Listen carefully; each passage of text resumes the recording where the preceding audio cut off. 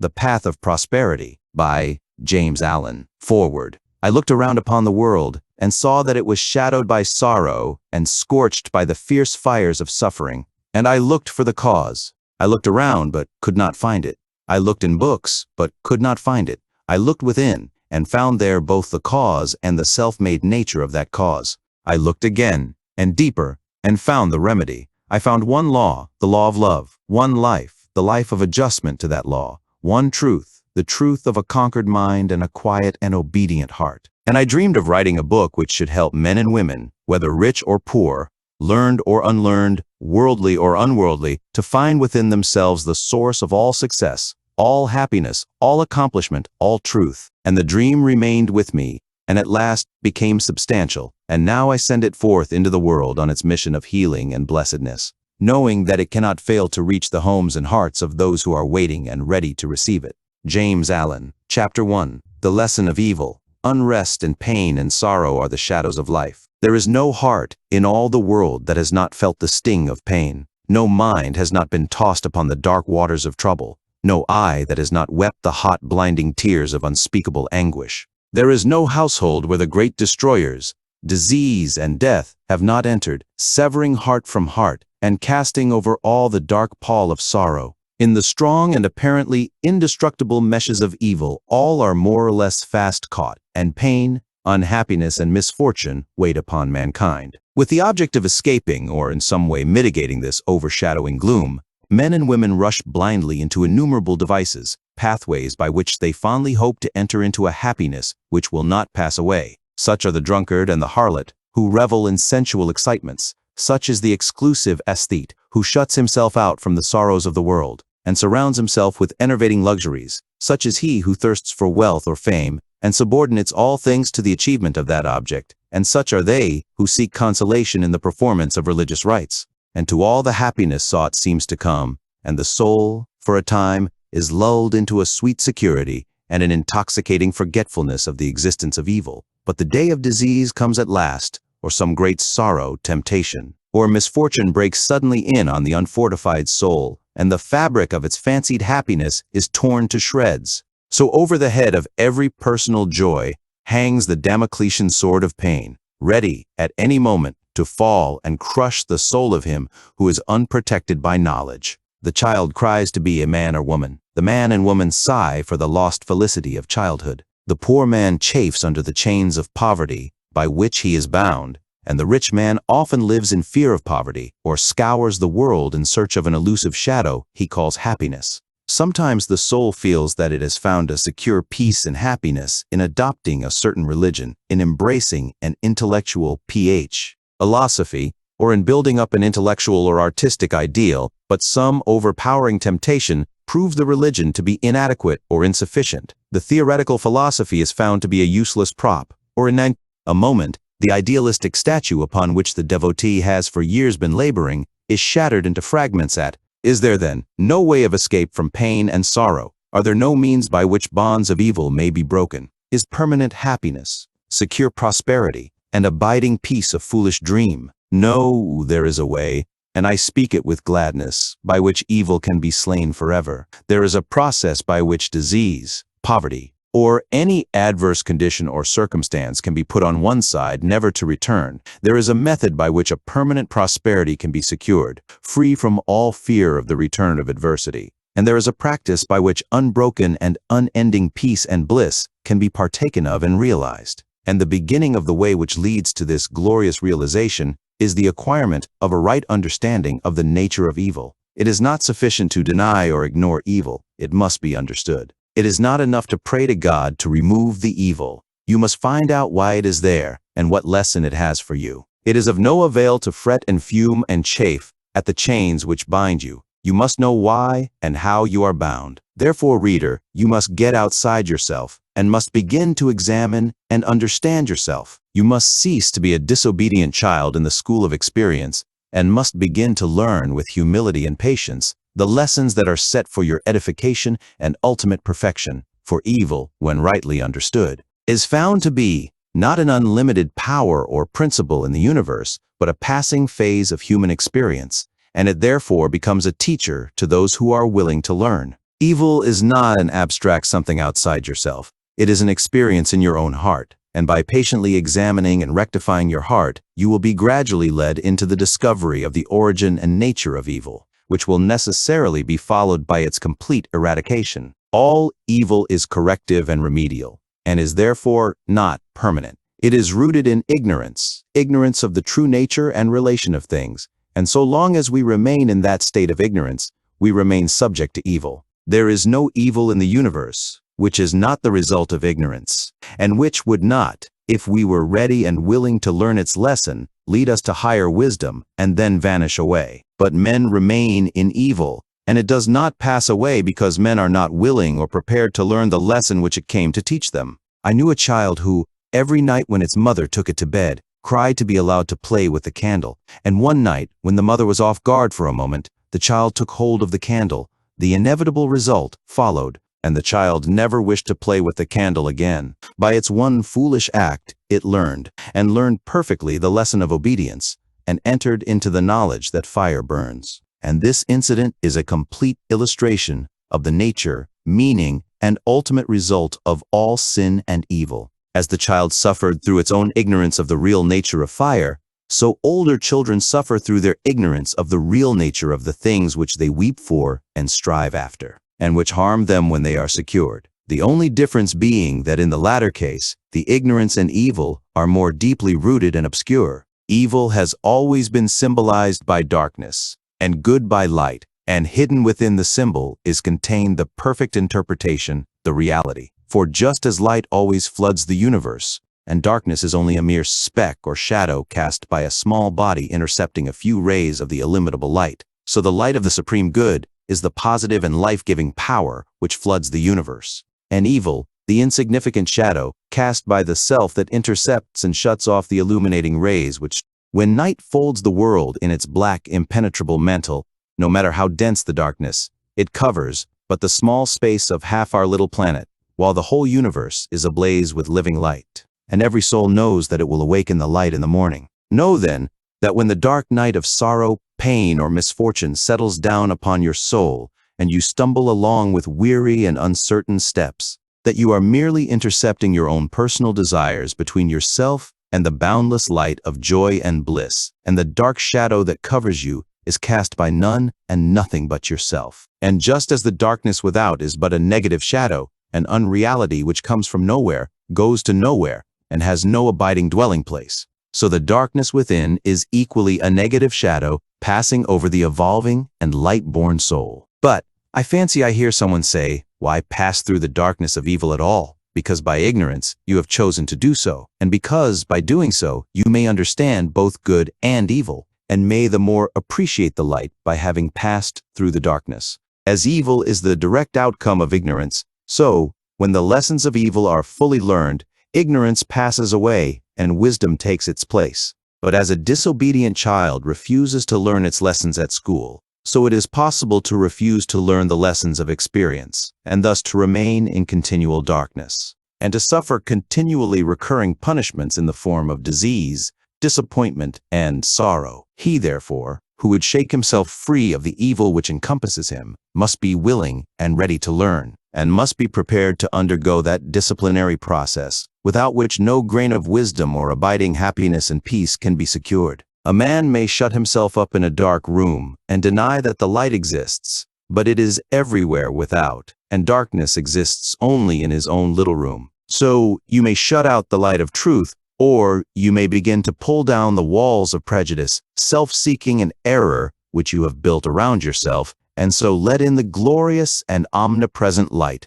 By earnest self-examination, strive to realize, and not merely hold as a theory, that evil is a passing phase, a self-created shadow, that all your pains, sorrows, and misfortunes have come to you by a process of undeviating and absolutely perfect law, have come to you because you deserve and require them, and that by first enduring and then understanding them, you may be made stronger, wiser, nobler. When you have fully entered into this realization, you will be in a position to mold your own circumstances, to transmute all evil into good, and to weave, with a master hand, the fabric of your destiny. What of the night, O watchman? Seest thou yet? The glimmering dawn upon the mountain heights, the golden herald of the light of lights, are his fair feet upon the hilltop set? Cometh he yet to chase away the gloom, and with it all the demons of the night? Strike yet his darting rays upon thy sight. Hear'st thou his voice, the sound of error's doom? The morning cometh, lover of the light. Even now he gilds with gold the mountain's brow.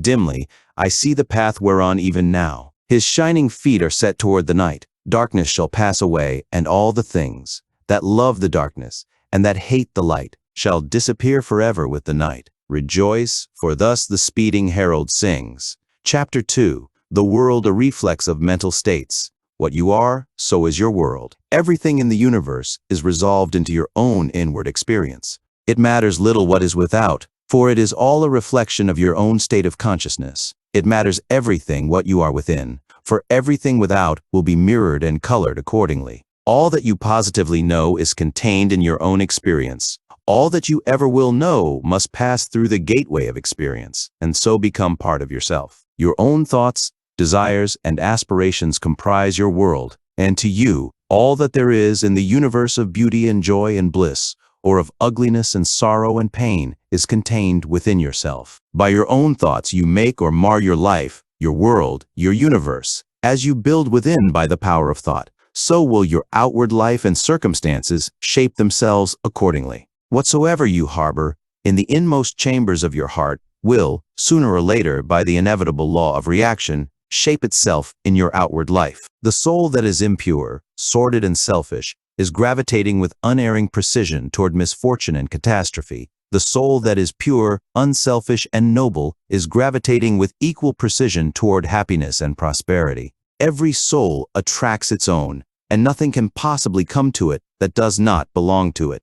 To realize this is to recognize the universality of divine law. The incidents of every human life, which both make and mar, are drawn to it by the quality and power of its own inner thought life. Every soul is a complex combination of gathered experiences and thoughts, and the body is but an improvised vehicle for its manifestation. What, therefore, your thoughts are, that is your real self, and the world around, both animate and inanimate, wears the aspect with which your thoughts clothe it. All that we are is the result of what we have thought. It is founded on our thoughts. It is made up of our thoughts. Thus said Buddha, and it therefore follows that if a man is happy, it is because he dwells in happy thoughts. If miserable, because he dwells in despondent and debilitating thoughts. Whether one be fearful or fearless, foolish or wise, troubled or serene, within that soul lies the cause of its own state or states, and never without. And now I seem to hear a chorus of voices exclaim, "But do you really mean to say that outward circumstances do not affect our minds?"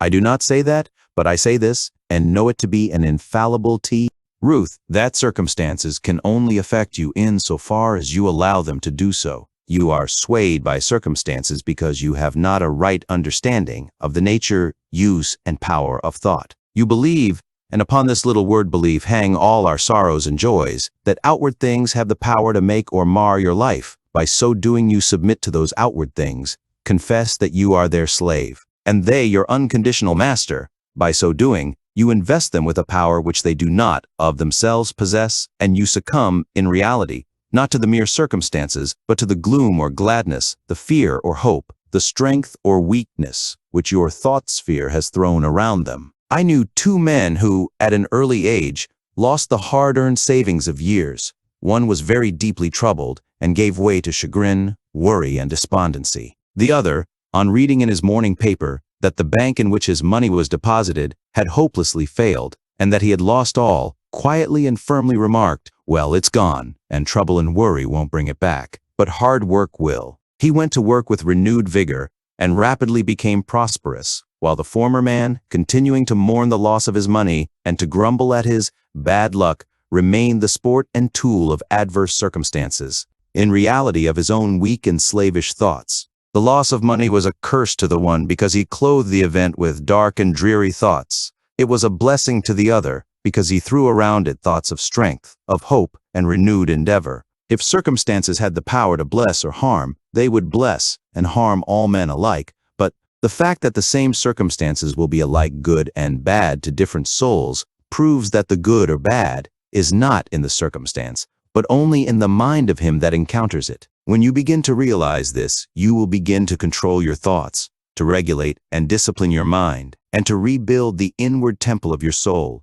eliminating all useless and superfluous material, and incorporating into your being thoughts alone of joy and serenity, of strength and life, of compassion and love, of beauty and immortality. And as you do this, you will become joyful and serene, strong and healthy, compassionate and loving, and beautiful with the beauty of immortality. And as we clothe events with the drapery of our own thoughts, so likewise do we clothe the objects of the visible world around us, and where one sees harmony and beauty, another sees revolting ugliness. An enthusiastic naturalist was one day roaming the country lanes in pursuit of his hobby, and during his rambles came upon a pool of brackish water near a farmyard. As he proceeded to fill a small bottle with the water for the purpose of examination under the microscope, he dilated with more enthusiasm than discretion to an uncultivated son of the plow who stood close by, upon the hidden and innumerable wonders contained in the pool, and concluded by saying, "Yes, my friend, within this pool is contained 100, nay, 1,000,000 universes,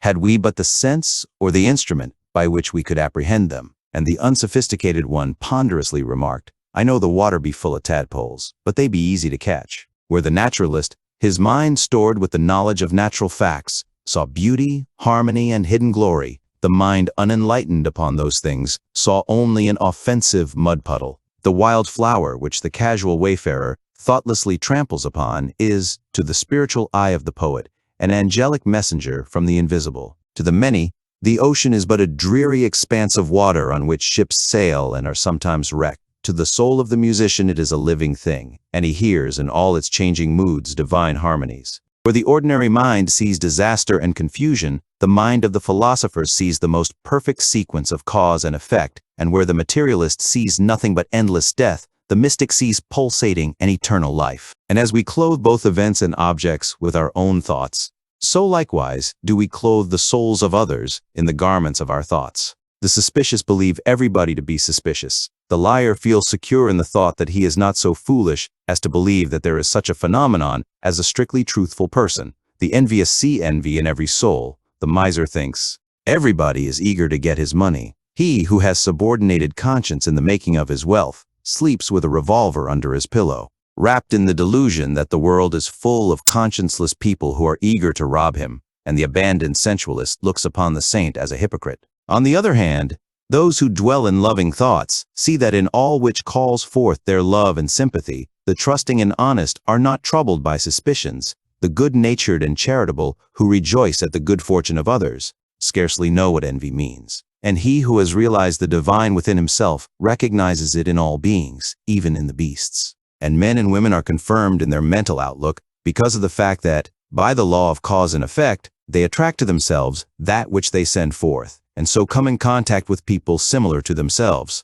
The old adage, "Birds of a feather flock together," has a deeper significance than is generally attached to it. For in the thought world, as in the world of matter, each clings to its kind. Do you wish for kindness? Be kind. Do you ask for truth? Be true. What you give of yourself you find. Your world is a reflex of you. If you are one of those who are praying for and looking forward to a happier world beyond the grave, here is a message of gladness for you. You may enter into and realize that happy world now. It fills the whole universe, and it is within you, waiting for you to find, acknowledge, and possess. Said one who knew the inner laws of being, "When men shall say, 'I-O here,' or 'I-O there,' go not after them. The kingdom of God is within you." What you have to do is to believe this. Simply believe it with a mind unshadowed by doubt, and then meditate upon it till you understand it. You will then begin to purify and to build your inner world. And as you proceed, passing from revelation to revelation, from realization to realization,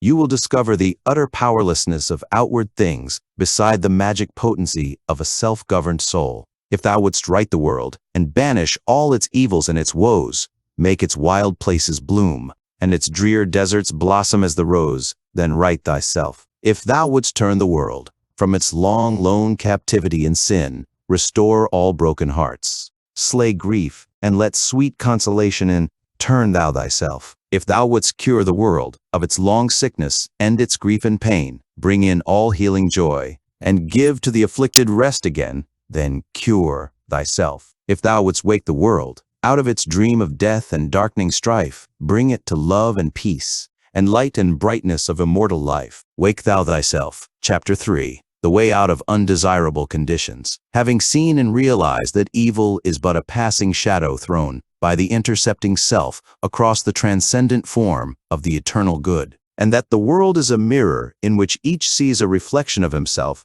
we now ascend, by firm and easy steps, to that plane of perception whereon is seen and realized the vision of the law. With this realization comes the knowledge that everything is included in a ceaseless interaction of cause and effect, and that nothing can possibly be divorced from law. From the most trivial thought, word, or act of man, up to the groupings of the celestial bodies, law reigns supreme. No arbitrary condition can, even for one moment, exist, for such a condition would be a denial and an annihilation of law. Every condition of life is therefore bound up in an orderly and harmonious sequence, and the secret and cause of every condition is contained within itself. The law, whatsoever a man sows, that shall he also reap, is inscribed in flaming letters upon the portal of eternity, and none can deny it, none can cheat it, none can escape it. He who puts his hand in the fire must suffer the burning until such time as it has worked itself out, and neither curses nor prayers can avail to alter it. And precisely the same law governs the realm of mind. Hatred, anger, jealousy, envy, lust, covetousness, all these are fires which burn, and whoever even so much as touches them must suffer the torments of burning. All these conditions of mind are rightly called evil, for they are the efforts of the soul to subvert, in its ignorance, the law, and they, therefore, lead to chaos and confusion within, and are sooner or later actualized in the outward circumstances as disease, failure, and misfortune, coupled with grief, pain, and despair. Whereas love, gentleness, goodwill, purity are cooling airs which breathe peace upon the soul that woes them, and being in harmony with the eternal law, they become actualized in the form of health, peaceful surroundings, and undeviating success and good fortune. A thorough understanding of this great law, which permeates the universe, leads to the acquirement of that state of mind known as obedience. To know that justice, harmony, and love are supreme in the universe is likewise to know that all adverse and painful conditions are the result of our own disobedience to that law. Such knowledge leads to strength and power, and it is upon such knowledge alone that a true life and an enduring success and happiness can be built. To be patient under all circumstances and to accept all conditions as necessary factors in your training is to rise superior to all painful conditions and to overcome them with an overcoming which is sure and which leaves no fear of their return, for by the power of obedience to law they are utterly slain. Such an obedient one is working in harmony with the law, has in fact identified himself with the law, and whatsoever he conquers forever. Whatsoever he builds can never be destroyed. The cause of all power, as of all weakness, is within. The secret of all happiness, as of all misery, is likewise within. There is no progress apart from unfoldment within, and no sure foothold of prosperity or peace except by orderly advancement in knowledge. You say you are chained by circumstances. You cry out for better opportunities, for a wider scope, for improved physical conditions, and perhaps you inwardly curse the fate that binds you hand and foot. It is for you that I write. It is to you that I speak. Listen, and let my words burn themselves into your heart, for that which I say to you is truth. You may bring about that improved condition in your outward life which you desire, if you will unswervingly resolve to improve your inner life. I know this pathway looks barren at its commencement.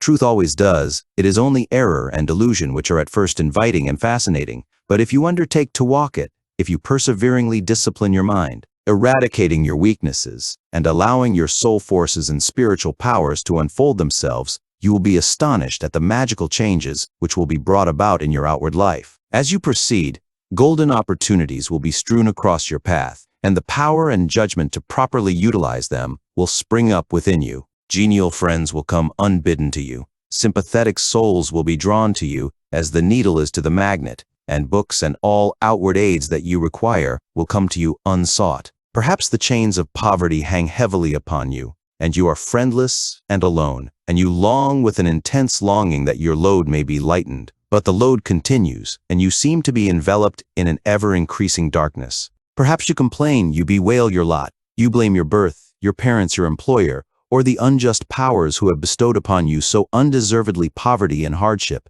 and upon another affluence and ease. Cease your complaining and fretting. None of these things which you blame are the cause of your poverty. The cause is within yourself, and where the cause is, there is the remedy. The very fact that you are a complainer shows that you deserve your lot, shows that you lack that faith, which is the ground of all effort and progress. There is no room for a complainer in a universe of law, and worry is soul suicide. By your very attitude of mind, you are strengthening the chains which bind you, and are drawing about you the darkness by which you are enveloped. Alter your outlook upon life, and your outward life will alter.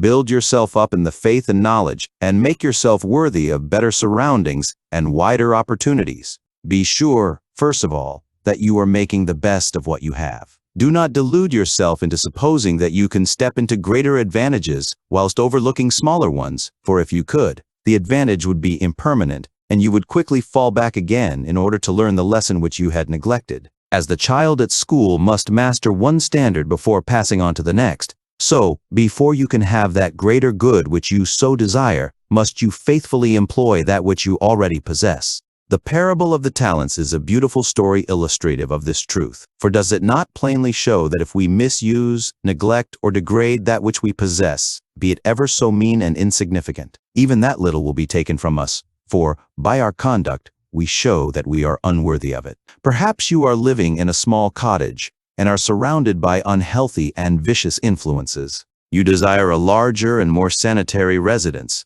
Then you must fit yourself for such a residence by first of all making your cottage as far as possible a little paradise. Keep it spotlessly clean. Make it look as pretty and sweet as your limited means will allow. Cook your plain food with all care and arrange your humble table as tastefully as you possibly can. If you cannot afford a carpet, let your rooms be carpeted with smiles and welcomes, fastened down with the nails of kind words driven in with the hammer of patience. Such a carpet will not fade in the sun, and constant use will never wear it away. By so ennobling your present surroundings, you will rise above them, and above the need of them. And at the right time, you will pass on into the better house and surroundings, which have all along been waiting for you, and which you have fitted yourself to occupy. Perhaps you desire more time for thought and effort, and feel that your hours of labor are too hard and long. Then see to it that you are utilizing to the fullest possible extent what little spare time you have. It is useless to desire more time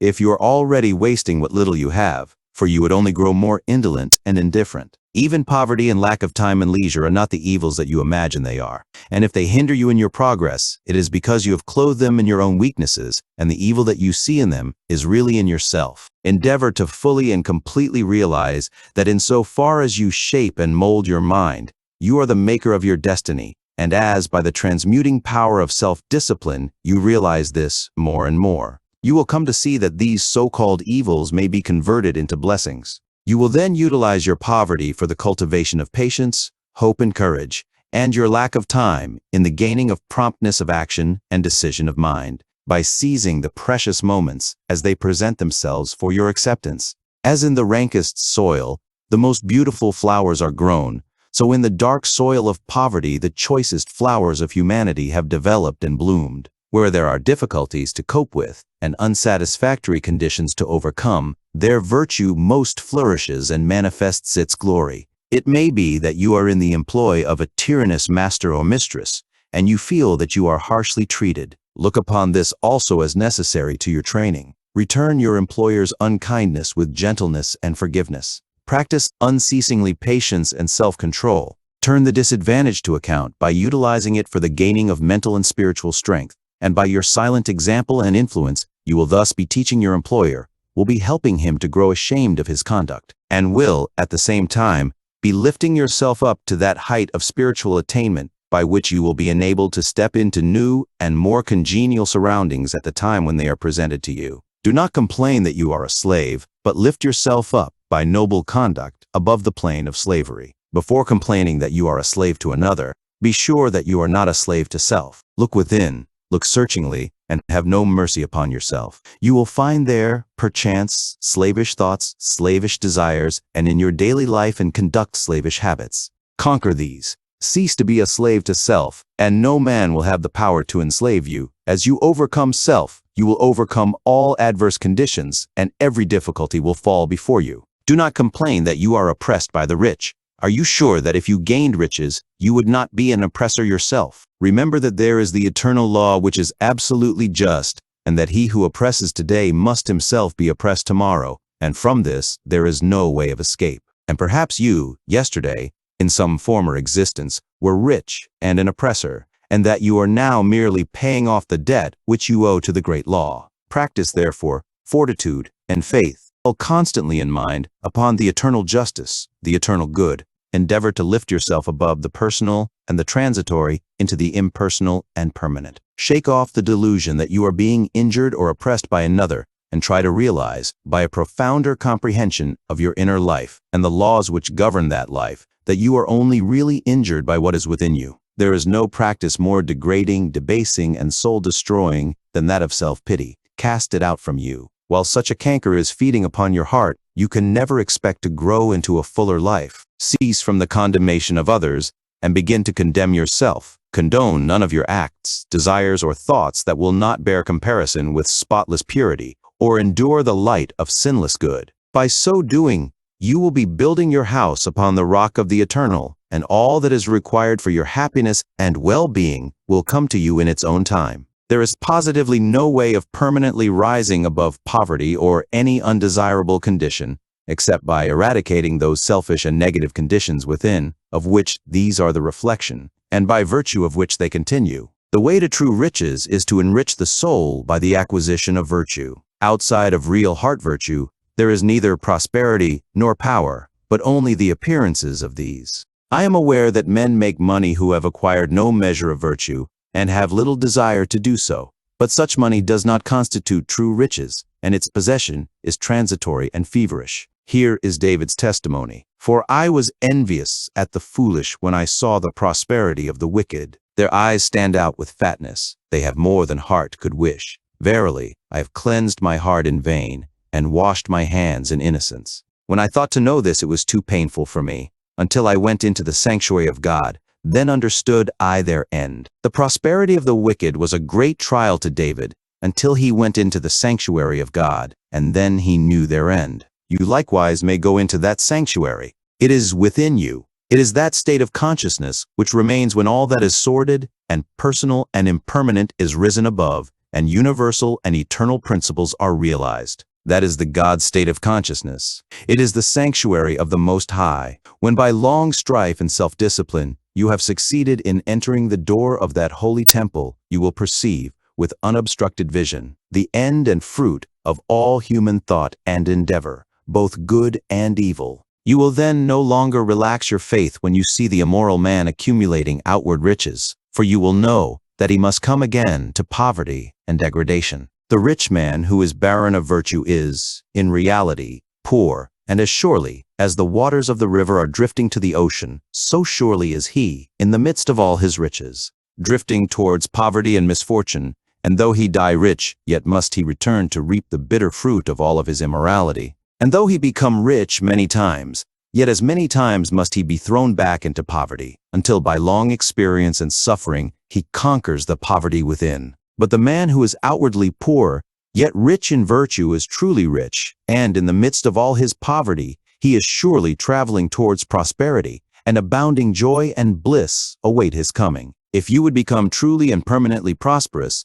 you must first become virtuous. It is therefore unwise to aim directly at prosperity, to make it the one object of life, to reach out greedily for it. To do this is to ultimately defeat yourself, but rather aim at self-perfection. Make useful and unselfish service the object of your life, and ever reach out hands of faith towards the supreme and unalterable good. You say you desire wealth, not for your own sake, but in order to do good with it and to bless others. If this is your real motive in desiring wealth, then wealth will come to you, for you are strong and unselfish indeed if, in the midst of riches, you are willing to look upon yourself as steward and not as owner. But examine well your motive, for in the majority of instances where money is desired for the admitted object of blessing others, the real underlying motive is a love of popularity and a desire to pose as a philanthropist or reformer. If you are not doing good with what little you have, depend upon it, the more money you got, the more selfish you would become, and all the good you appeared to do with your money, if you attempted to do any, would be so much insinuating self-laudation.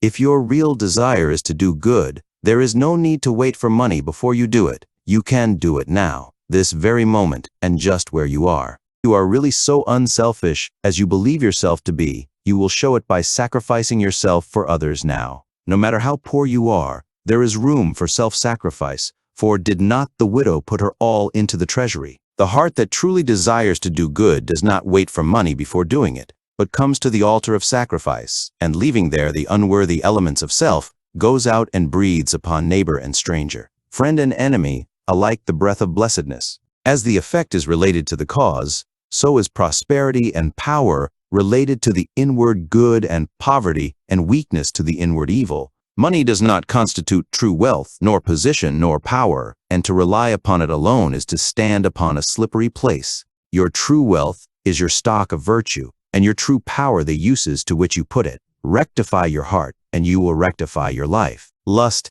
hatred, anger, vanity, pride, covetousness, self-indulgence, self-seeking, obstinacy, all these are poverty and weakness, whereas love, purity, gentleness, meekness, compassion, generosity, self-forgetfulness, and self-renunciation, all these are wealth and power. As the elements of poverty and weakness are overcome, an irresistible and all-conquering power is evolved from within, and he who succeeds in establishing himself in the highest virtue brings the whole world to his feet.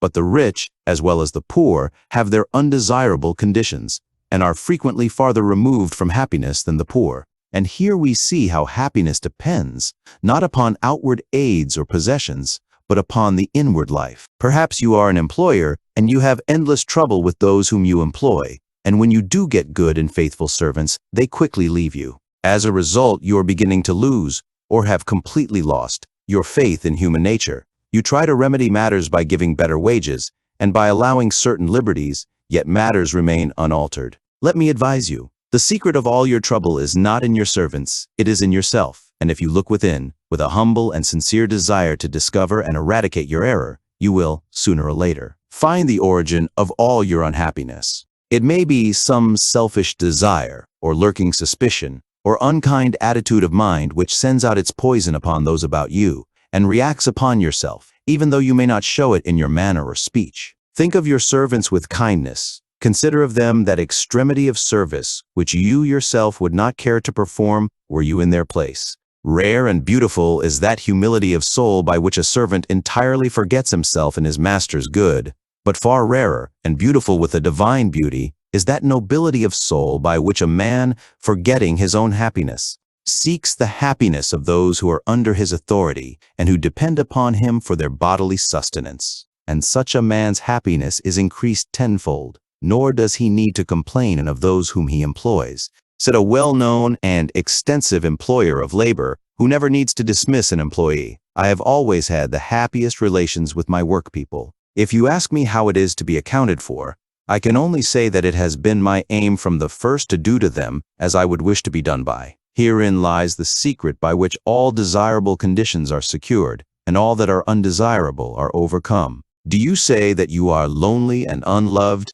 and have not a friend in the world? Then, I pray you, for the sake of your own happiness, blame nobody but yourself. Be friendly towards others, and friends will soon flock round you. Make yourself pure and lovable, and you will be loved by all. Whatever conditions are rendering your life burdensome, you may pass out of and beyond them by developing and utilizing within you the transforming power of self-purification and self-conquest. Be it the poverty which galls, and remember that the poverty upon which I have been dilating is that poverty which is a source of misery, and not that voluntary poverty which is the glory of emancipated souls, or the riches which burden, or the many misfortunes, griefs, and annoyances which form the dark background in the web of life. You may overcome them by overcoming the selfish elements within which give them life. It matters not that by the unfailing law, there are past thoughts and acts to work out and to atone for, as by the same law, we are setting in motion during every moment of our life fresh thoughts and acts,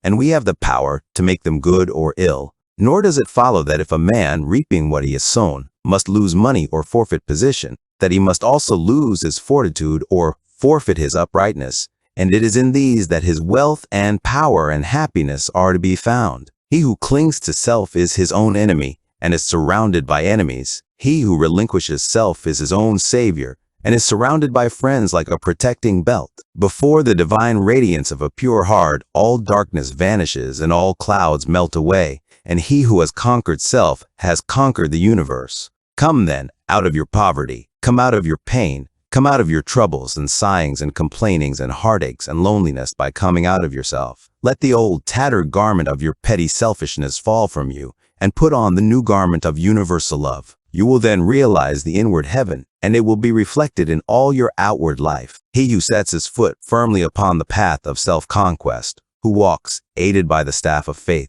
the highway of self-sacrifice, will assuredly achieve the highest prosperity and will reap abounding and enduring joy and bliss. To them that seek the highest good, all things subserve the wisest ends.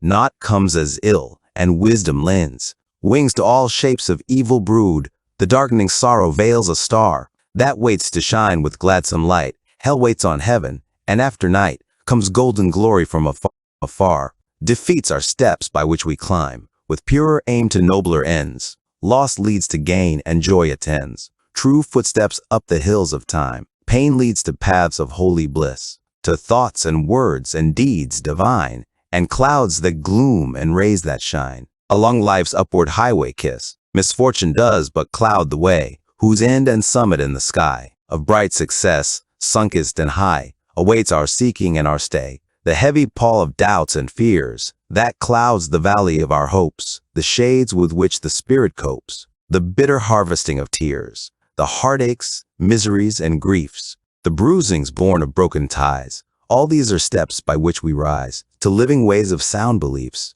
Love, pitying, watchful, runs to meet the pilgrim from the land of fate. All glory and all good await the coming of obedient feet. Chapter 4. The silent power of thought, controlling and directing one's forces. The most powerful forces in the universe are the silent forces, and in accordance with the intensity of its power, does a force become beneficent when rightly directed and destructive when wrongly employed. This is a common knowledge in regard to the mechanical forces such as steam, electricity, etc., but few have yet learned to apply this knowledge to the realm of mind, where the thought forces, most powerful of all, are continually being generated and sent forth as currents of salvation or destruction. At this stage of his evolution, man has entered into the possession of these forces, and the whole trend of his present advancement is their complete subjugation. All the wisdom possible to man on this material earth is to be found only in complete self-mastery, and the command,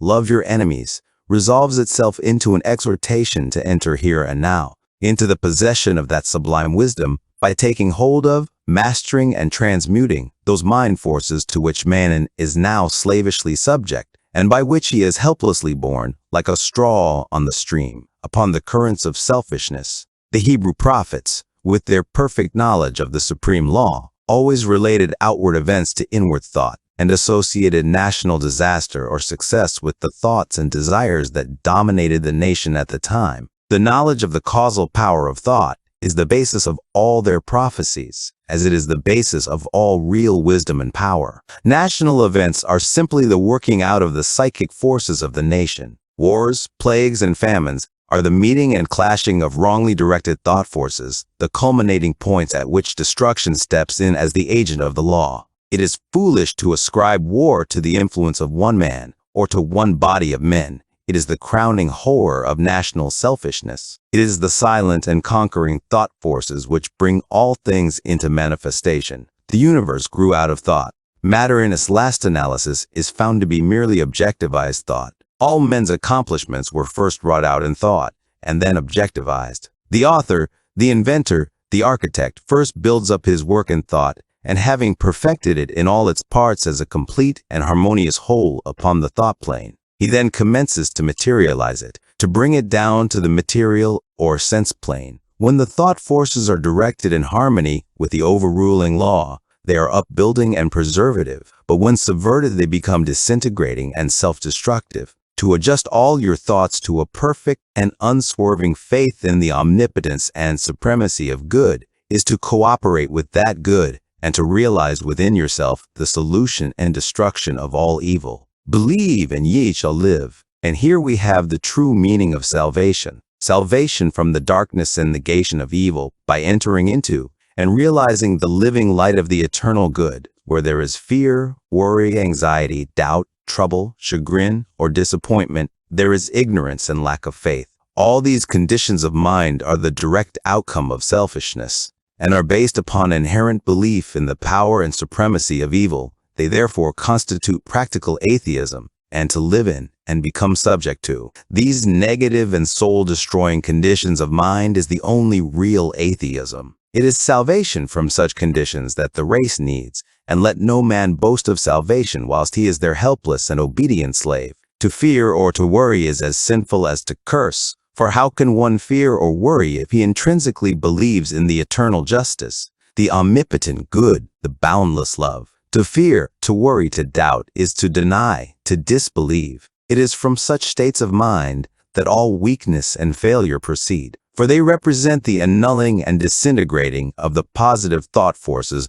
which would otherwise speed to their object with power and bring about their own beneficent results. To overcome these negative conditions is to enter into a life of power, is to cease to be a slave and to become a master. And there is only one way by which they can be overcome, and that is by steady and persistent growth in inward knowledge. To mentally deny evil is not sufficient. It must, by daily practice, be risen above and understood. To mentally affirm the good is inadequate. It must, by unswerving endeavor, be entered into and comprehended. The intelligent practice of self-control quickly leads to a knowledge of one's interior thought forces, and later on to the acquisition of that power by which they are rightly employed and directed. In the measure that you master self, that you control your mental forces instead of being controlled by them, in just such measure will you master affairs and outward circumstances. Show me a man under whose touch everything crumbles away, and who cannot retain success even when it is placed in his hands.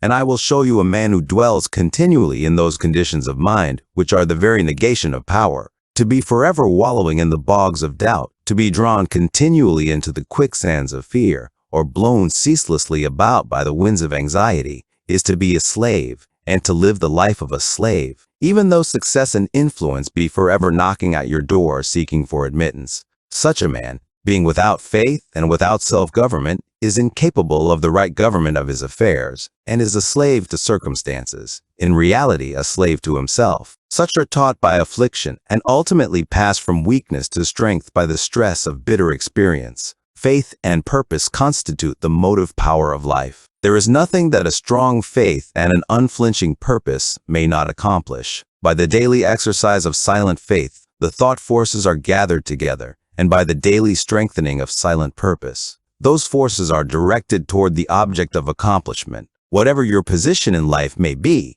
before you can hope to enter into any measure of success, usefulness, and power, you must learn how to focus your thought forces by cultivating calmness and repose. It may be that you are a businessman and you are suddenly confronted with some overwhelming difficulty or probable disaster. You grow fearful and anxious and are at your wits' end. To persist in such a state of mind would be fatal, for when anxiety steps in, correct judgment passes out. Now, if you will take advantage of a quiet hour or two in the early morning or at night and go away to some solitary spot or to some room in your house where you know you will be absolutely free from intrusion, and, having seated yourself in an easy attitude, you forcibly direct your mind right away from the object of anxiety by dwelling upon something in your life that is pleasing and bliss-giving. A calm, reposeful strength will gradually steal into your mind, and your anxiety will pass away. Upon the instant that you find your mind reverting to the lower plane of worry,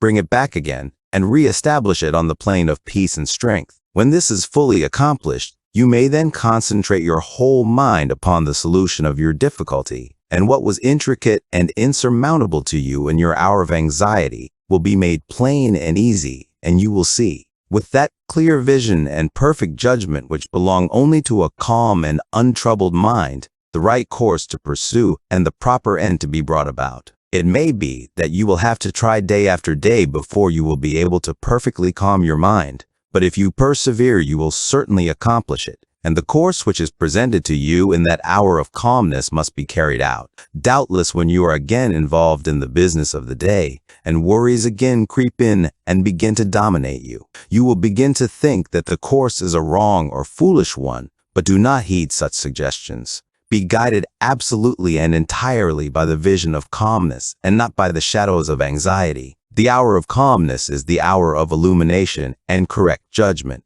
By such a course of mental discipline, the scattered thought forces are reunited and directed, like the rays of the searchlight, upon the problem at issue, with the result that it gives way before them. There is no difficulty, however great, but will yield before a calm and powerful concentration of thought, and no legitimate object but may be speedily actualized by the intelligent use and direction of one's soul forces. Not until you have gone deeply and searchingly into your inner nature, and have overcome many enemies that lurk there, can you have any approximate conception of the subtle power of thought, of its inseparable relation to outward and material things, or of its magical potency, when rightly poised and directed, in readjusting and transforming the life conditions. Every thought you think is a force sent out, and in accordance with its nature and intensity will it go out to seek a lodgment in minds receptive to it, and will react upon yourself for good or evil. There is ceaseless reciprocity between mind, and a continual interchange of thought forces.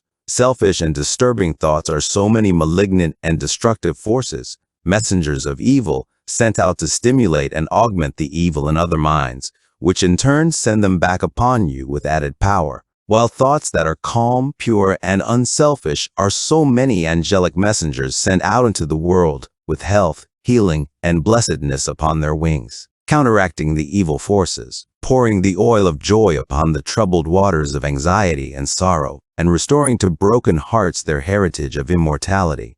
Think good thoughts, and they will quickly become actualized in your outward life in the form of good conditions. Control your soul forces, and you will be able to shape your outward life as you will. The difference between a savior and a sinner is this, that the one has a perfect control of all the forces within him. The other is dominated and controlled by them. There is absolutely no other way to true power and abiding peace, but by self-control, self-government, self-purification. To be at the mercy of your disposition is to be impotent, unhappy, and of little real use in the world. The conquest of your petty likes and dislikes, your capricious loves and hates, your fits of anger, suspicion, jealousy, and all the changing moods to which you are more or less helplessly subject. This is the task you have before you, if you would weave into the web of life the golden threads of happiness and prosperity. In so far as you are enslaved by the changing moods within you, will you need to depend upon others and upon outward aids as you walk through life. If you would walk firmly and securely and would accomplish any achievement, you must learn to rise above and control all such disturbing and retarding vibrations. You must daily practice the habit of putting your mind at rest, going into the silence, as it is commonly called. This is a method of replacing a troubled thought with one of peace, a thought of weakness with one of strength. Until you succeed in doing this, you cannot hope to direct your mental forces upon the problems and pursuits of life with any appreciable measure of success. It is a process of diverting one's scattered forces into one powerful channel. Just as a useless marsh may be converted into a field of golden corn, or a fruitful garden by draining and directing the scattered and harmful streams into one well-cut channel, so he who acquires calmness and subdues and directs the thought currents within himself saves his soul and fructifies his heart and life. As you succeed in gaining mastery over your impulses and thoughts, you will begin to feel, growing up within you, a new and silent power, and a settled feeling of composure and strength will remain with you. Your latent powers will begin to unfold themselves, and whereas formerly your efforts were weak and ineffectual, you will now be able to work with that calm confidence which commands success. And along with this new power and strength, there will be awakened within you that interior illumination known as intuition, and you will walk no longer in darkness and speculation, but in light and certainty. With the development of this soul vision, judgment and mental penetration will be incalculably increased, and there will evolve within you that prophetic vision by the aid of which you will be able to sense coming events and to forecast, with remarkable accuracy, the results of your efforts. And in just the measure that you alter from within, will your outlook upon life alter. And as you alter your mental attitude towards others, they will alter in their attitude and conduct toward you. As you rise above the lower, debilitating, and destructive thought forces, you will come in contact with the positive, strengthening, and upbuilding currents generated by strong, pure, and noble minds, and you will begin to realize the joy, strength, and power which are born only of self-mastery. And this joy, strength, and power will be continually radiating from you, and without any effort on your part, nay, though you are utterly unconscious of it, strong people will be drawn towards you, influence will be put into your hands, and, in accordance with your altered thought world, will outward events shape themselves. A man's foes are they of his own household, and he who would be useful, strong, and happy must cease to be a passive receptacle for the negative, beggarly, and impure streams of thought. And as a wise householder commands his servants and invites his guests, so must he learn to command his desires, and to say with authority what thoughts he shall admit into the mansion of his soul. Even a very partial success in self-mastery adds greatly to one's power, and he who succeeds in perfecting this divine accomplishment enters into possession of undreamed of wisdom and inward strength and peace, and realizes that all the forces of the universe aid and protect his footsteps who is master of his soul. Would you scale the highest heaven? Would you pierce the lowest hell, live in dreams of constant beauty, or in basest thinkings dwell? For your thoughts are heaven above you, and your thoughts are hell below. Bliss is not, except in thinking. Torment not, but thought can know. Worlds would vanish, but for thinking. Glory is not, but in dreams. In the drama of the ages, from the thought eternal streams, dignity and shame and sorrow, pain and anguish, love and hate, are but maskings of the mighty, pulsing thought that governs fate. As the colors of the rainbow makes the one uncolored beam, so the universal changes make the one eternal dream, and the dream is all within you. And the dreamer waiteth long for the morning to awake him to the living thought and strong, that shall make the ideal real,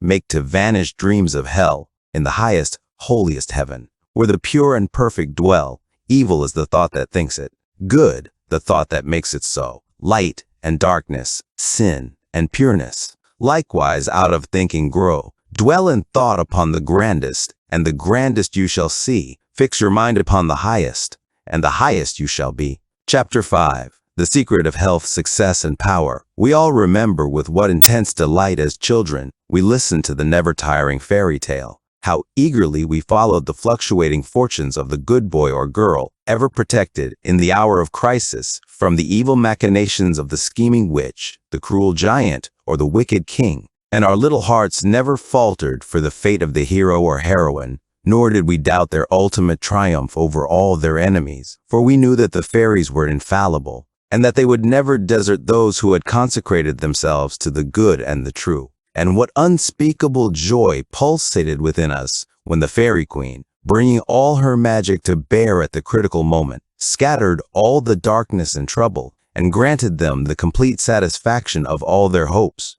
and they were happy ever after. With the accumulating years and ever-increasing intimacy with the so-called realities of life, our beautiful fairy world became obliterated, and we thought we were wise and strong, in thus leaving forever the land of childish dreams. But as we re-become little children in the wondrous world of wisdom, we shall return again to the inspiring dreams of childhood and find that they are, after all, realities. The fairy folk, so small and nearly always invisible, yet possessed of an all-conquering and magical power, who bestow upon the good, health, wealth, and happiness, along with all the gifts of nature in lavish profusion, start again into reality and become immortalized in the soul realm of him who, by growth in wisdom, has entered into a knowledge of the power of thought and the laws which govern the inner world of being. To him the fairies live again as thought people, thought messengers, thought powers working in harmony with the overruling good, and they who, day by day, endeavor to harmonize their hearts with the heart of the supreme good, do in reality acquire true health, wealth, and happiness. There is no protection to compare with goodness, and by goodness I do not mean a mere outward conformity to the rules of morality. I mean pure thought, noble aspiration, unselfish love, and freedom from vainglory. To dwell continually in good thoughts is to throw around oneself a psychic atmosphere of sweetness and power, which leaves its impress upon all who come in contact with it. As the rising sun puts to rout the helpless shadows, so are all the impotent forces of evil put to flight by the searching rays of positive thought which shine forth from a heart made strong in purity and faith. Where there is sterling faith and uncompromising purity, there is health, there is success, there is power. In such a one, disease, failure, and disaster can find no lodgment, for there is nothing on which they can feed. Even physical conditions are largely determined by mental states, and to this truth the scientific world is rapidly being drawn. The old materialistic belief that a man is what his body makes him is rapidly passing away and is being replaced by the inspiring belief that man is superior to his body, and that his body is what he makes it by the power of thought. Men everywhere are ceasing to believe that a man is despairing because he is dyspeptic, and are coming to understand that he is dyspeptic because he is despairing. And in the near future, the fact that all disease has its origin in the mind will become common knowledge. There is no evil in the universe but has its root and origin in the mind, and sin, sickness, sorrow, and affliction do not, in reality, belong to the universal order, are not inherent in the nature of things, but are the direct outcome of our ignorance of the right relations of things. According to tradition, there once lived in India a school of philosophers who led a life of such absolute purity and simplicity that they commonly reached the age of 150 years, and to fall sick was looked upon by them as an unpardonable disgrace, for it was considered to indicate a violation of law. The sooner we realize and acknowledge that sickness, far from being the arbitrary visitation of an offended God or the test of an unwise providence, is the result of our own error or sin, the sooner shall we enter upon the highway of health. Disease comes to those who attract it, to those whose minds and bodies are receptive to it, and flees from those whose strong, pure, and positive thought sphere generates healing and life-giving currents. If you are given to anger, worry, jealousy, greed, or any other inharmonious state of mind, and expect perfect physical health, you are expecting the impossible, for you are continually sowing the seeds of disease in your mind. Such conditions of mind are carefully shunned by the wise man, for he knows them to be far more dangerous than a bad drain or an infected house. If you would be free from all physical aches and pains and would enjoy perfect physical harmony, then put your mind in order and harmonize your thoughts. Think joyful thoughts, think loving thoughts. Let the elixir of good will course through your veins, and you will need no other medicine. Put away your jealousies, your suspicions, your worries, your hatreds, your selfish indulgences, and you will put away your dyspepsia, your biliousness, your nervousness, and aching joints. If you will persist in clinging to these debilitating and demoralizing habits of mind, then do not complain when your body is laid low with sickness. The following story illustrates the close relation that exists between habits of mind and bodily conditions. A certain man was afflicted with a painful disease, and he tried one physician after another, but all to no purpose. He then visited towns which were famous for their curative waters, and after having bathed in them all, his disease was more painful than ever. One night he dreamed that a presence came to him and said, "Brother, hast thou tried all the means of cure?" And he replied, "I have tried all." "Nay," said the presence, "come with me, and I will show thee a healing bath which has escaped thy notice." The afflicted man followed, and the presence led him to a clear pool of water and said, "Plunge thyself in this water, and thou shalt surely recover," and thereupon vanished. The man plunged into the water, and on coming out, lo, his disease had left him, and at the same moment he saw written above the pool the word "renounce." Upon waking, the full meaning of his dream flashed across his mind, and looking within he discovered that he had, all along, been a victim to a sinful indulgence, and he vowed that he would renounce it forever. He carried out his vow, and from that day his affliction began to leave him, and in a short time he was completely restored to health. Many people complain that they have broken down through overwork. In the majority of such cases, the breakdown is more frequently the result of foolishly wasted energy. If you would secure health, you must learn to work without friction. To become anxious or excited, or to worry over needless details is to invite a breakdown. Work, whether brain or body, is beneficial and health-giving, and the man who can work with a steady and calm persistency, freed from all anxiety and worry, and with his mind utterly oblivious to all but the work he has in hand, will not only accomplish far more than the man who is always hurried and anxious, but he will retain his health, a boon which the other quickly forfeits. True health and true success go together, for they are inseparably intertwined in the thought realm. As mental harmony produces bodily health, so it also leads to a harmonious sequence in the actual working out of one's plans. Order your thoughts, and you will order your life. Pour the oil of tranquility upon the turbulent waters of the passions and prejudices, and the tempests of misfortune, howsoever they may threaten, will be powerless to wreck the bark of your soul as it threads its way across the ocean of life. And if that bark be piloted by a cheerful and never-failing faith, its course will be doubly sure, and many perils will pass it by which would otherwise attack it. By the power of faith, every enduring work is accomplished. Faith in the Supreme, faith in the overruling law, faith in your work, and in your power to accomplish that work. Here is the rock upon which you must build if you would achieve, if you would stand and not fall, to follow, under all circumstances, the highest promptings within you, to be always true to the divine self, to rely upon the inward light, the inward voice, and to pursue your purpose with a fearless and restful heart, believing that the future will yield unto you the meed of every thought and effort, knowing that the laws of the universe can never fail, and that your own will come back to you with mathematical exactitude. This is faith and the living of faith. By the power of such a faith, the dark waters of uncertainty are divided, every mountain of difficulty crumbles away, and the believing soul passes on unharmed. Strive, O reader, to acquire above everything the priceless possession of this dauntless faith, for it is the talisman of happiness, of success, of peace, of power, of all that makes life great and superior to suffering. Build upon such a faith, and you build upon the rock of the eternal, and with the materials of the eternal, and the structure that you erect will never be dissolved, for it will transcend all the accumulations of material luxuries and riches, the end of which is dust. Whether you are hurled into the depths of sorrow or lifted upon the heights of joy, ever retain your hold upon this faith, ever return to it as your rock of refuge, and keep your feet firmly planted upon its immortal and movable base. Centered in such a faith, you will become possessed of such a spiritual strength as will shatter, like so many toys of glass, all the forces of evil that are hurled against you, and you will achieve a success such as the mere striver after worldly gain can never know or even dream of. If ye have faith, and doubt not, ye shall not only do this, but if ye shall say unto this mountain, Be thou removed, and be thou cast into the sea, it shall be done. There are those today, men and women tabernacled in flesh and blood, who have realized this faith, who live in it and by it day by day, and who, having put it to the uttermost test, have entered into the possession of its glory and peace.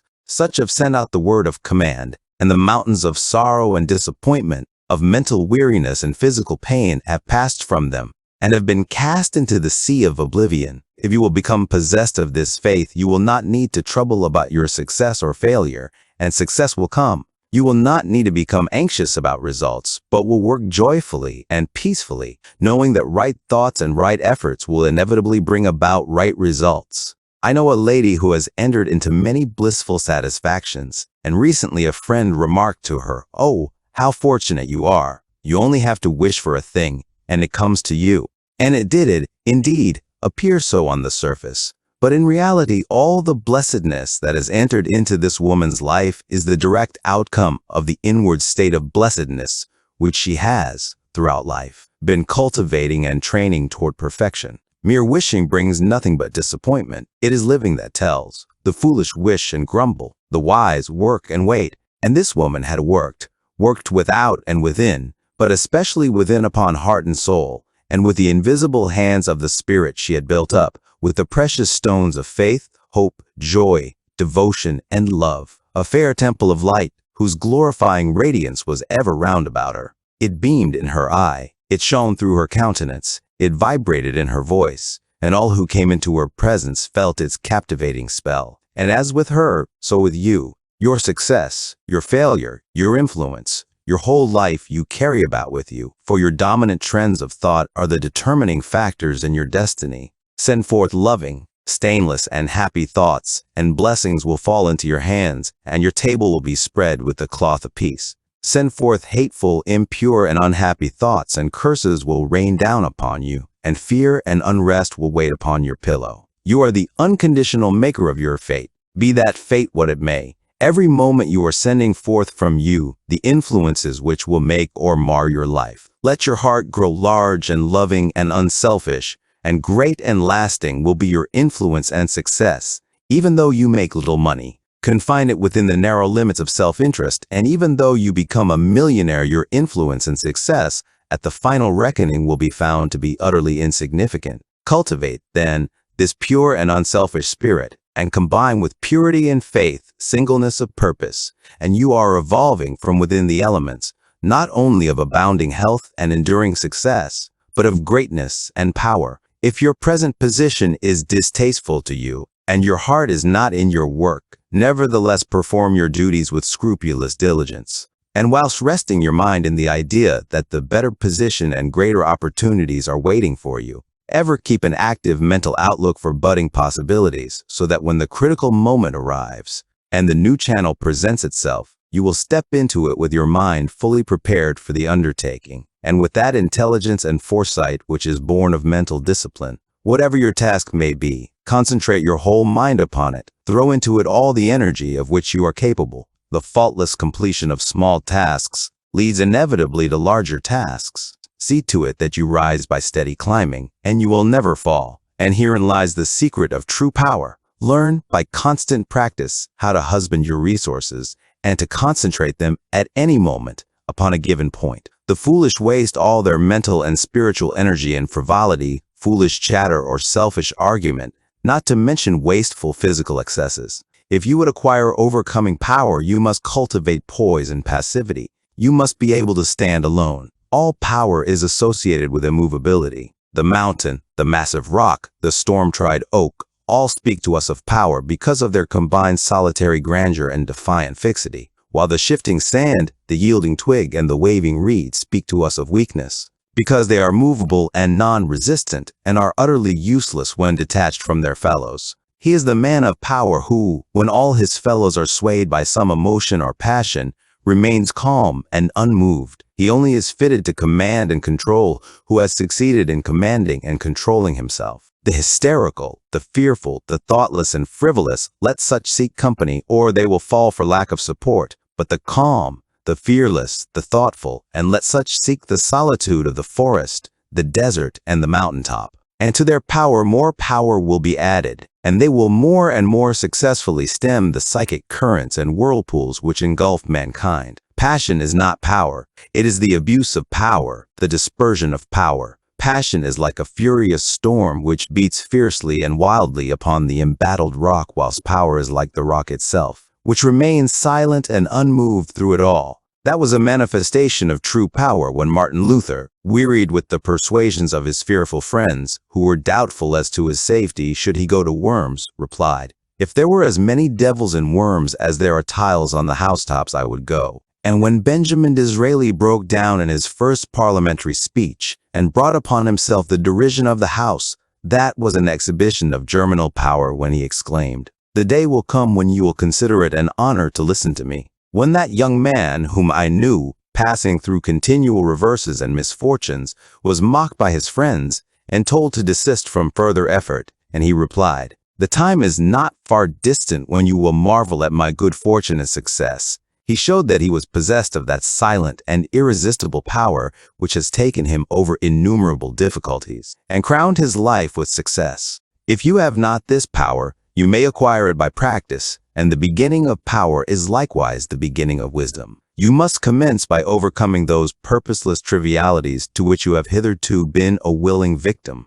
Boisterous and uncontrolled laughter, slander and idle talk, and joking merely to raise a laugh, all these things must be put on one side as so much waste of valuable energy. St. Paul never showed his wonderful insight into the hidden laws of human progress to greater advantage than when he warned the Ephesians against foolish talking and jesting which is not convenient. For to dwell habitually in such practices is to destroy all spiritual power and life. As you succeed in rendering yourself impervious to such mental dissipations, you will begin to understand what true power is, and you will then commence to grapple with the more powerful desires and appetites which hold your soul in bondage and bar the way to power, and your further progress will then be made clear. Above all, be of single aim, have a legitimate and useful purpose, and devote yourself unreservedly to it.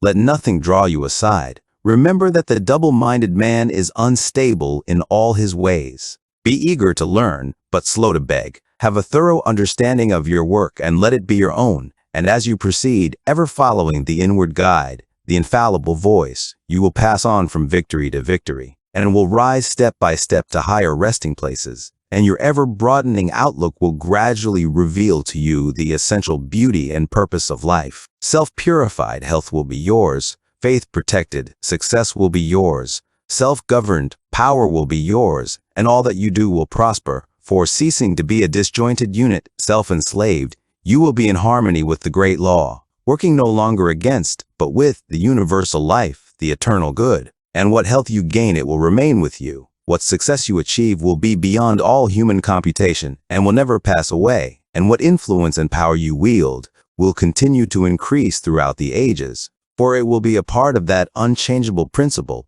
which supports the universe. This, then, is the secret of health, a pure heart and a well-ordered mind. This is the secret of success, an unfaltering faith and a wisely directed purpose, and to rein in, with unfaltering will, the dark steed of desire. This is the secret of power. All ways are waiting for my feet to tread, the light and dark, the living and the dead, the broad and narrow way, the high and low, the good and bad, and with quick step or slow. I now may enter any way I will, and find, by walking, which is good, which ill, and all good things my wandering feet await. If I but come, with vow inviolate, unto the narrow, high, and holy way of heart-born purity, and therein stay, walking, secure from him who taunts and scorns, to flowery meads, across the path of thorns. And I may stand where health, success, and power await my coming, if, each fleeting hour, I cling to love and patience, and abide with stainlessness, and never step aside from high integrity. So shall I see, at last, the land of immortality, and I seek and find, I may achieve. I may not claim, but losing, may retrieve. The law bends not for me, but I must bend unto the law if I would reach the end of my afflictions, if I would restore my soul to light and life, and weep no more. Not mine the arrogant and selfish claim to all good things, be mine the lowly aim, to seek and find, to know and comprehend, and wisdom-ward all holy footsteps wend. Nothing is mine to claim or to command, but all is mine to know and understand. Chapter 6. The secret of abounding happiness. Great is the thirst for happiness, and equally great is the lack of happiness. The majority of the poor long for riches, believing that their possession would bring them supreme and lasting happiness. Many who are rich, having gratified every desire and whim, suffer from ennui and repletion, and are farther from the possession of happiness even than the very poor. If we reflect upon this state of things, it will ultimately lead us to a knowledge of the all-important truth that happiness is not derived from mere outward possessions, nor misery from the lack of them. For if this were so, we should find the poor always miserable, and the rich always happy, whereas the reverse is frequently the case. Some of the most wretched people whom I have known were those who were surrounded with riches and luxury, while some of the brightest and happiest people I have met were possessed of only the barest necessities of life. Many men who have accumulated riches have confessed that the selfish gratification which followed the acquisition of riches has robbed life of its sweetness, and that they were never so happy as when they were poor. What then is happiness, and how is it to be secured? Is it a figment, a delusion, and is suffering alone perennial? We shall find, after earnest observation and reflection, that all, except those who have entered the way of wisdom, believe that happiness is only to be obtained by the gratification of desire. It is this belief, rooted in the soil of ignorance and continually watered by selfish cravings, that is the cause of all the misery in the world. And I do not limit the word desire to the grosser animal cravings. It extends to the higher psychic realm, where far more powerful, subtle, and insidious cravings hold in bondage the intellectual and refined, depriving them all that beauty, harmony, and purity of soul whose expression is happiness. Most people will admit that selfishness is the cause of all the unhappiness in the world. but they fall under the soul-destroying delusion that it is somebody else's selfishness and not their own. When you are willing to admit that all your unhappiness is the result of your own selfishness, you will not be far from the gates of paradise. But so long as you are convinced that it is the selfishness of others that is robbing you of joy, so long will you remain a prisoner in your self-created purgatory. Happiness is that inward state of perfect satisfaction which is joy and peace, and from which all desire is eliminated. The satisfaction which results from gratified desire is brief and illusionary, and is always followed by an increased demand for gratification. Desire is as insatiable as the ocean, and clamors louder and louder as its demands are attended to. It claims ever-increasing service from its deluded devotees, until at last they are struck down with physical or mental anguish and are hurled into the purifying fires of suffering. Desire is the region of hell, and all torments are centered there. The giving up of desire is the realization of heaven, and all delights await the pilgrim there. I sent my soul through the invisible, some letter of that afterlife to spell, and by my soul returned to me, and whispered, I myself am heaven and hell. Heaven and hell are inward states. Sink into self and all its gratifications, and you sink into hell. Rise above self into that state of consciousness, which is the utter denial and forgetfulness of self, and you enter heaven. Self is blind, without judgment, not possessed of true knowledge, and always leads to suffering. Correct perception, unbiased judgment, and true knowledge belong only to the divine state, and only insofar as you realize this divine consciousness can you know what real happiness is. So long as you persist in selfishly seeking for your own personal happiness, so long will happiness elude you, and you will be sowing the seeds of wretchedness. Insofar as you succeed in losing yourself in the service of others, in that measure will happiness come to you, and you will reap a harvest of bliss. It is in loving, not in being loved. The heart is blessed. It is in giving, not in seeking gifts. We find our quest. Whatever be thy longing or thy need, that do thou give. So shall thy soul be fed, and thou indeed shalt truly live. Cling to self, and you cling to sorrow. Relinquish self, and you enter into peace. To seek selfishly is not only to lose happiness, but even that which we believe to be the source of happiness. See how the glutton is continually looking about for a new delicacy wherewith to stimulate his deadened appetite, and how, bloated, burdened, and diseased, scarcely any food at last is eaten with pleasure. Whereas he who has mastered his appetite, and not only does not seek, but never thinks of gustatory pleasure, finds delight in the most frugal meal, the angel form of happiness, which men, looking through the eyes of self, imagine they see in gratified desire, when clasped is always found to be the skeleton of misery. Truly, he that seeketh his life shall lose it, and he that loseth his life shall find it. Abiding happiness will come to you when, ceasing to selfishly cling, you are willing to give up. When you are willing to lose unreservedly that impermanent thing which is so dear to you, and which, whether you cling to it or not, will one day be snatched from you, then you will find that that which seemed to you like a painful loss turns out to be a supreme gain. To give up in order to gain, than this there is no greater delusion, nor no more prolific source of misery. But to be willing to yield up and to suffer loss, this is indeed the way of life. How is it possible to find real happiness by centering ourselves in those things which, by their very nature, must pass away? Abiding and real happiness can only be found by centering ourselves in that which is permanent. Rise, therefore, above the clinging to and the craving for impermanent things, and you will then enter into a consciousness of the eternal. And as rising above self and by growing more and more into the spirit of purity, self-sacrifice, and universal love, you become centered in that consciousness. You will realize that happiness which has no reaction and which can never be taken from you. The heart that has reached utter self-forgetfulness in its love for others has not only become possessed of the highest happiness, but has entered into immortality, for it has realized the divine. Look back upon your life, and you will find that the moments of supremest happiness were those in which you uttered some word, or performed some act of compassion or self-denying love. Spiritually, happiness and harmony are synonymous.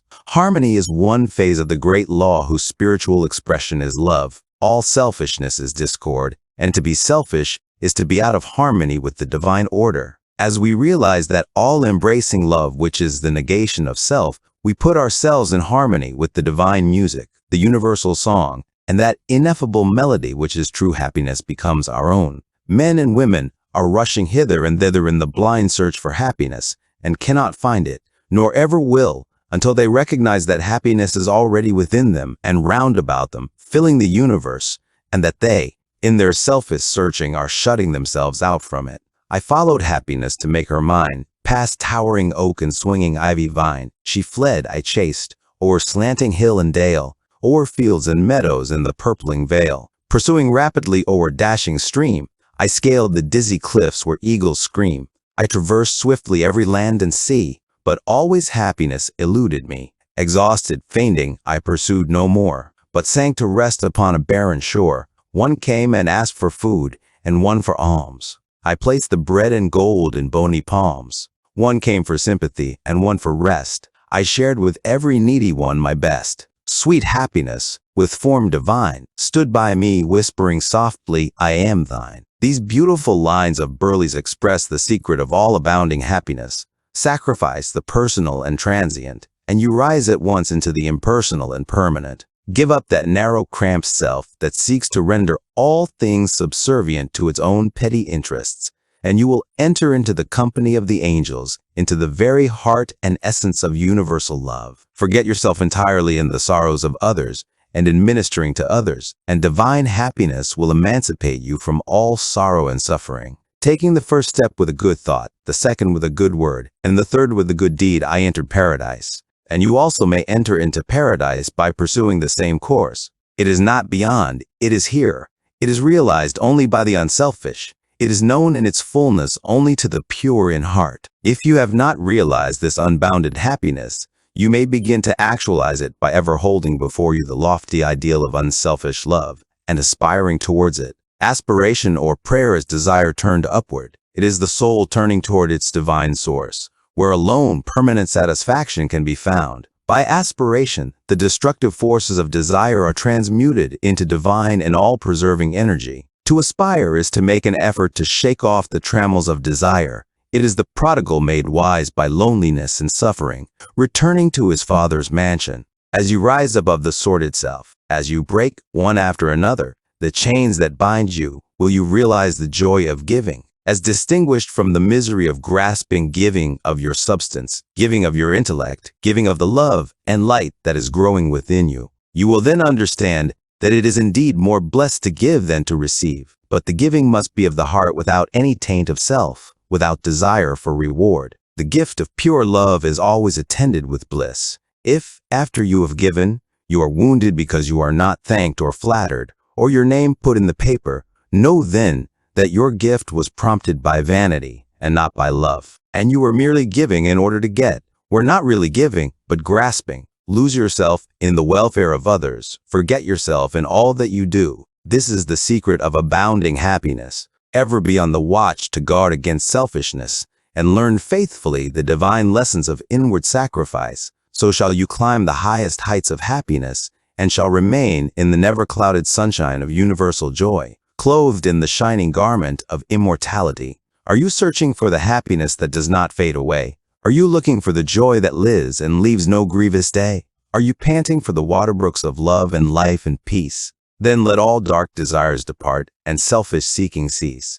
Are you lingering in the paths of pain, grief-haunted, stricken sore? Are you wandering in the ways that wound your weary feet the more? Are you sighing for the resting place where tears and sorrows cease? Then sacrifice your selfish heart and find the heart of peace. Chapter 7. The realization of prosperity. It is granted only to the heart that abounds with integrity, trust, generosity, and love to realize true prosperity. The heart that is not possessed of these qualities cannot know prosperity, for prosperity, like happiness, is not an outward possession, but an inward realization. The greedy man may become a millionaire, but he will always be wretched and mean and poor, and will even consider himself outwardly poor so long as there is a man in the world who is richer than himself. The open-handed and loving will realize a full and rich prosperity, even though their outward possessions may be small. He is poor who is dissatisfied. He is rich who is contented with what he has, and he is richer who is generous with what he has.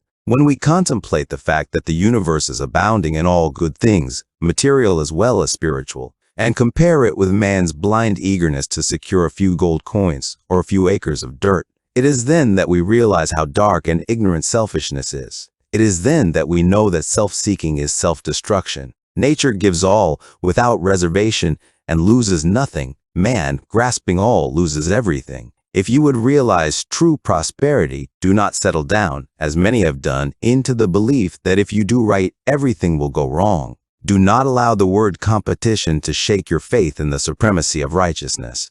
I care not what men may say about the laws of competition, for do I not know the unchangeable law, which shall one day put them all to rout, and which puts them to rout even now in the heart and life of the righteous man. And knowing this law, I can contemplate all dishonesty with undisturbed repose, for I know where certain destruction awaits it. Under all circumstances, do that which you believe to be right and trust the law. Trust the divine power that is immanent in the universe, and it will never desert you, and you will always be protected. By such a trust, all your losses will be converted into gains, and all curses which threaten will be transmuted into blessings. Never let go of integrity, generosity, and love, for these, coupled with energy, will lift you into the truly prosperous state. Do not believe the world when it tells you that you must always attend to number one first and to others afterwards. To do this is not to think of others at all, but only of one's own comforts. To those who practice this, the day will come when they will be deserted by all, and when they cry out in their loneliness and anguish, there will be no one to hear and help them. To consider oneself before all others is to cramp and warp and hinder every noble and divine impulse. Let your soul expand. Let your heart reach out to others in loving and generous warmth, and great and lasting will be your joy, and all prosperity will come to you. Those who have wandered from the highway of righteousness guard themselves against competition. Those who always pursue the right need not to trouble about such defense. This is no empty statement. There are men today who, by the power of integrity and faith, have defied all competition, and who, without swerving in the least from their methods when competed with, have risen steadily into prosperity, whilst those who try to undermine them have fallen back defeated. To possess those inward qualities which constitute goodness is to be armored against all the powers of evil, and to be doubly protected in every time of trial. And to build oneself up in those qualities is to build up a success which cannot be shaken, and to enter into a prosperity which will endure forever. The white robe of the heart, invisible, is stained with sin and sorrow, grief and pain, and all repentant pools and springs of prayer shall not avail to wash it white again. While in the path of ignorance I walk, the stains of error will not cease to cling. Defilements mark the crooked path of self, where anguish lurks and disappointments sting. Knowledge and wisdom only can avail to purify and make my garment clean, for therein lie love's waters, therein rests peace undisturbed, eternal and serene. Sin and repentance is the path of pain. Knowledge and wisdom is the path of peace. By the near way of practice I will find, where bliss begins, how pains and sorrows cease. Self shall depart, and truth shall take its place. The changeless one, the indivisible, shall take up his abode in me and cleanse the white robe of the heart invisible.